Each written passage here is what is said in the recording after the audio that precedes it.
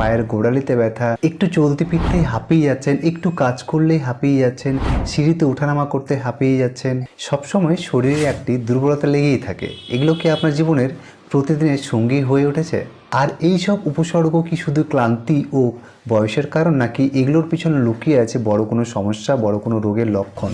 এই যেমন নার্ভের ক্ষতি, ক্যালসিয়ামের ঘাটতি অথবা হাড় ও পেশির দুর্বলতা। আর এই জন্যই বন্ধুরা আজকে আমরা এই কয়েক মিনিটের ভিডিওর মাধ্যমে জানবো এইসবের হওয়ার পিছনে অ্যাকচুয়াল রিজন কি, অ্যাকচুয়াল কারণ কি রয়েছে, এবং এগুলো থেকে আমরা কিভাবে ঘরোয়াভাবে প্রাকৃতিক উপায়ে সমাধান পেতে পারি। এই বিষয়ে আজকে আমরা এই ভিডিওর মধ্যে বিস্তারিত আলোচনা করব।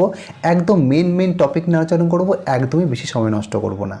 আর যদি আপনি সুস্থ ও শক্তিশালী জীবন একটি ফিরে পেতে চান এবং এই সব সমস্যা থেকে নিরাময় পেতে চান, তাহলে আজকের আমার এই সেশনটা আপনার জন্য খুবই গুরুত্বপূর্ণ। কারণ সমাধান শুরুই কিন্তু হয় সঠিক পরামর্শ দিয়ে, আর আমি সেই সঠিক পরামর্শ দেওয়ার চেষ্টা করব।